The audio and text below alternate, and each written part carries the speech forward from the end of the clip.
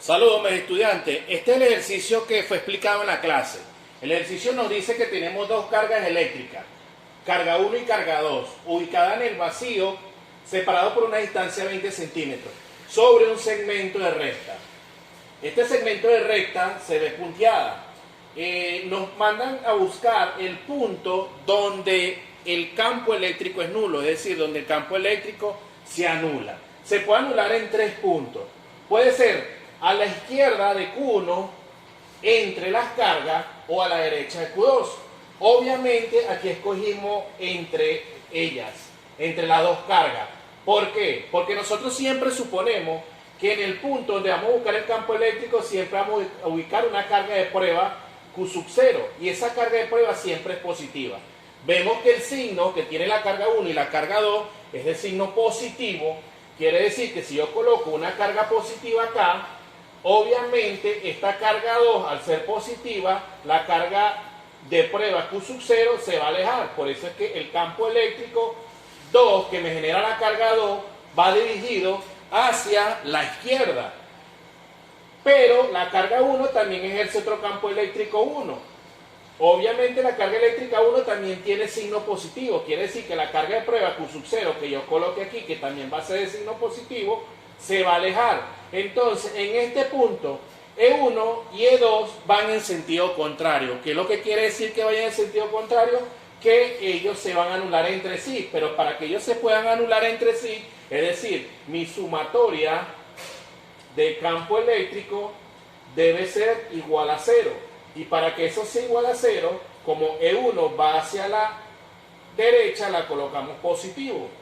Menos el campo eléctrico 2, que va hacia la izquierda, lo colocamos negativo. Al hacer un despeje nos queda que el campo eléctrico 1 va a ser igual a campo eléctrico 2. ¿Por qué no lo colocamos en este punto a la izquierda de Q1 ni en este punto a la derecha de Q2? Porque si aplicamos la regla de los signos, ¿qué es lo que va a suceder? Que la carga de prueba se va, el campo eléctrico generado por Q1 va a ir en sentido hacia la izquierda y el campo eléctrico generado por Q2 también va a ir hacia la izquierda.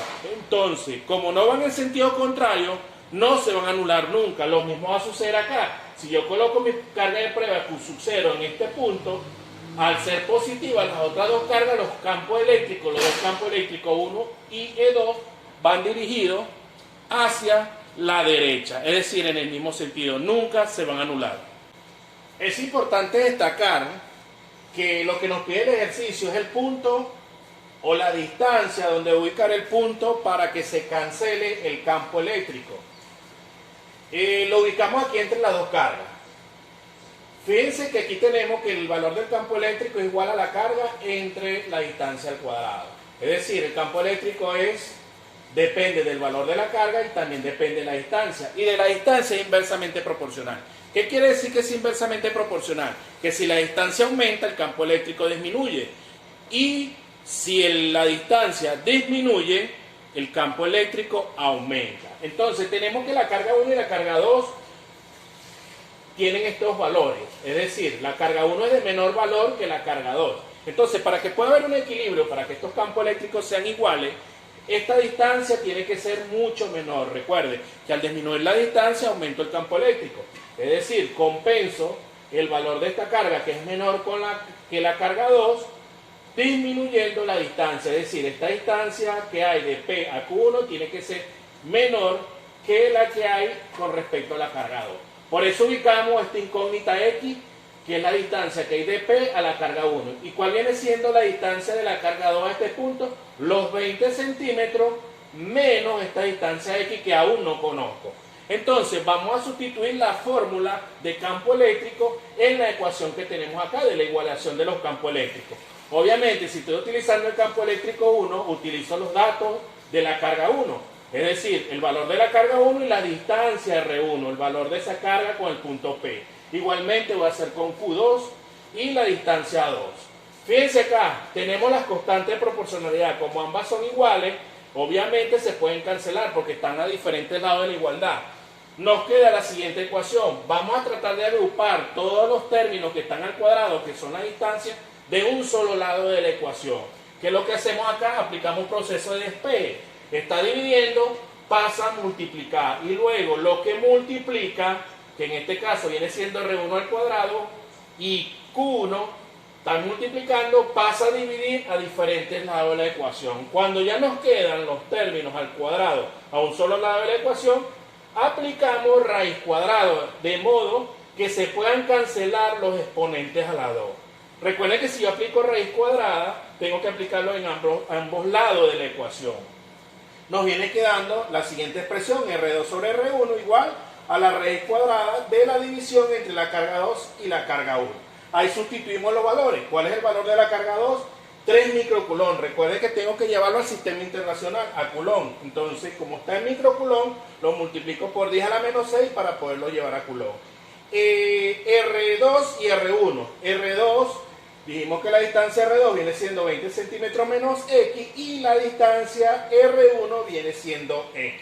Sustituimos los valores acá. Aquí se cancelan los factores 10 a la menos 6 y las unidades y me queda 3 entre 2. 3 entre 2 1,5 y raíz cuadrada de 1,5 1,22. Luego la X, que es la incógnita, la linealizamos, es decir, está dividiendo, pasa a multiplicar a 1,22 y me queda de esta manera. Luego menos X la pasamos por acá como más X. Entonces 1,22 más X, se sobreentiende que aquí hay un 1, 1,22 más 1 nos da 2,22 y despejamos X. Nos queda 20 centímetros dividido entre 2,22 y eso nos da 9,01 centímetros. Quiere decir que el punto P va a estar ubicado a 9,01 centímetros con respecto de la carga 1. Recuerden lo explicado ahora. Todo esto ocurre porque estas dos cargas tienen el mismo signo. Siempre el punto donde se van a cancelar dichos campos generados por estas dos cargas siempre va a ser entre ellas. Y siempre el punto va a estar ubicado sobre la carga de menor valor. Cuando estas dos cargas tengan diferentes signos, los campos eléctricos se van a anular o a la derecha de la carga 2 o a la izquierda de la carga 1. En este caso, si fuesen de signo contrario, se tendrían que anular en este punto, porque recuerden lo que les dije anteriormente. Siempre el punto va a estar más cerca de la carga de menor valor. Si en un caso dado que la carga 2 fuese de menor valor que la carga 1 y tuviesen diferentes signos, el punto donde se van a anular los campos eléctricos viene siendo este punto P, porque en este punto va a estar cerca de la carga 2, que estamos suponiendo que sea de mayor valor que la carga 1. Esta es la explicación del ejercicio. Estas son las diferentes variedades que se pueden dar de este tipo de ejercicio.